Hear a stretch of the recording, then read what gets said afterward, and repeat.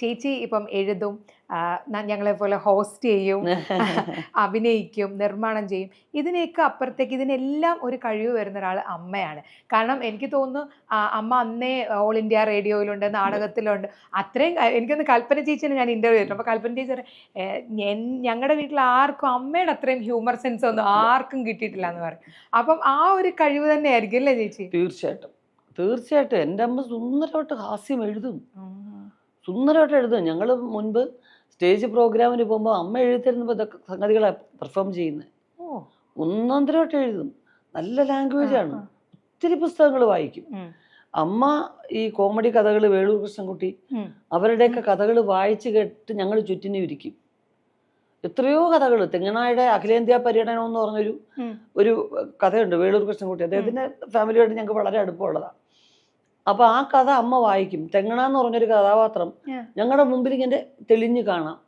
ഇന്ദ്രൻ ചേട്ടനെ പോലെ, പഴയ ഇന്ദ്രൻ ചേട്ടൻ, ഇന്ദ്രൻസിന്റെ അതേപോലത്തെ അപ്പിയറൻസ് ഉള്ള ഒരു കഥാപാത്രമായിട്ട് നമുക്ക് തോന്നിയിരുന്നു.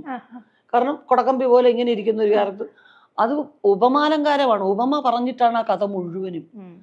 അയാൾ ഇന്നതുപോലെ ഇരുന്നു, ഇങ്ങനെ കിടന്നു, അങ്ങനത്തെ രീതിയിൽ എഴുതും. ഒരു വട്ടത്തിന് ചുരുണ്ട് കിടന്നു എന്നൊക്കെ പറഞ്ഞിട്ട്.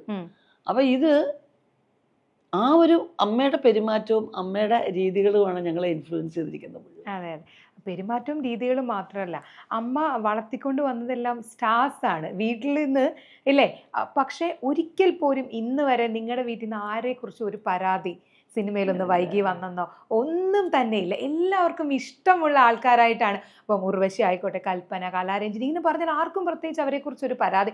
ചേച്ചി 4 പതിറ്റാണ്ടുകൾക്ക് അപ്പുറവും നിൽക്കുമ്പോൾ അത് അമ്മയുടെ ഏറ്റവും വലിയൊരു എന്താ പറയുക, നമ്മളെല്ലാം നോക്കി പഠിക്കേണ്ട ഒരു ശക്തി എന്താ പറയേണ്ടതെന്ന് അറിഞ്ഞൂടാ. കാരണം ഒരിക്കൽ പോലും ആർക്കും കാരണം താമസിച്ച് വരുന്നെന്നോ അല്ലെങ്കിൽ അവരങ്ങനെ ഒന്നുമില്ല അല്ലേ. അത് താമസിച്ച് വന്നപ്പോൾ കാരണം ഇപ്പോഴൊക്കെ അറിയാം, കുഞ്ഞുങ്ങളൊക്കെ ആവുമ്പം നമ്മൾ നേരത്തെ പണ്ടൊക്കെ ഈ ടൈമിംഗ് ഇല്ലാതെ വർക്ക് ചെയ്യുന്നൊരു രീതിയായിരുന്നു എനിക്കൊക്കെ. അത്രയും ഹെൽത്ത് ഇഷ്യൂസും അതുകൊണ്ട് ഉണ്ടായിട്ടുണ്ട്. അതുകൊണ്ട് നെറ്റ് വർക്ക് ചെയ്തുകൊണ്ടിരിക്കുക. ഒരു ദിവസം 3 സിനിമ, 4 സിനിമ, 5 സിനിമ. ഇവിടുന്ന് സിനിമയൊക്കെ 2 പടം എറണാകുളത്ത് ഷൂട്ട് ചെയ്തിട്ട് നേരെ ആലപ്പുഴ പോയി 2 സിനിമ. അത് കഴിഞ്ഞ് നേരെ അവിടുന്ന് ട്രിവാൻഡ്രത്ത് പോയി ഒരു സിനിമ. അത് കഴിഞ്ഞ് അവിടുന്ന് വെളുക്ക ഓടി വരിക. ഇങ്ങനെയൊക്കെ വർക്ക് ചെയ്തു. അതൊക്കെ എങ്ങനെ ചെയ്തു എന്ന് എനിക്കിപ്പോൾ അത്ഭുതമാണ്. എനിക്ക് റോഡുകളൊന്നും ഇത്രയും സൗകര്യം ഇല്ലാത്തൊരു സമയത്താണെന്ന് ആലോചിച്ച് നോക്കണം. അപ്പോൾ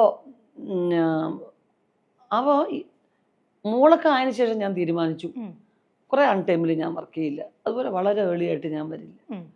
9 മണി ഒക്കെ ആണെങ്കിൽ അതുപോലെ തന്നെ ഒരു 6 മണിക്ക് കഴിയുന്നതും വിടുക, അങ്ങേയറ്റം 8 മണി എന്ന് പറയുന്നത്. പക്ഷെ ആരും ഈ പറഞ്ഞതുപോലെ അത് ഒരു കാലഘട്ടത്തിന് ശേഷമാണ്, പീക്ക് ടൈമിൽ നിവർത്തിയില്ല. എല്ലാം ഇപ്പൊ എനിക്ക് തോന്നുന്നു അന്നൊന്നും ഈ ഇതുപോലെ ക്യാരവാനോ അല്ലെങ്കിൽ ഡ്രസ്സ് മാറാനുള്ള സൗകര്യങ്ങളോ ഒന്നുമല്ല. പക്ഷെ ഇന്ന് വരെ ഉർവശി ഒരു പരാതി പറഞ്ഞു.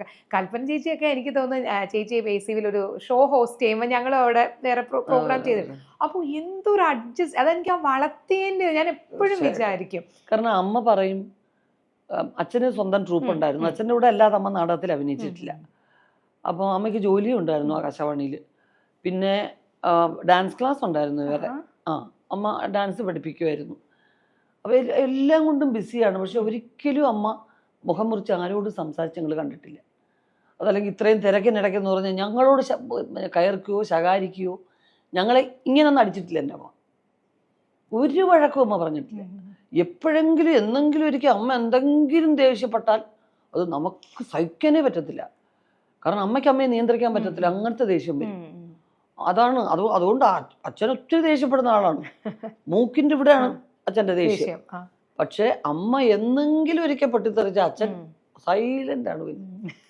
ഒരു രക്ഷയില്ല. കാരണം പിന്നെ എന്താ അമ്മയുടെ മുഖമൊന്നും നമുക്ക് കാണാനേ പറ്റത്തില്ല, അത്ര രീതിയിലാവും. ചിലര് ഈ ഇരുന്നിരുന്നുള്ള ദേഷ്യം വരുന്നതല്ലേ, അതുപോലെ തന്നെ അമ്മ പെരുമാറും. അപ്പൊ അമ്മ പറയും തിരക്കും കാര്യങ്ങളൊക്കെ വേറെ കാര്യം, പക്ഷെ അത് തീർക്കുന്നത് മറ്റു മനുഷ്യരുടെ മേത്തല്ല. അതെ.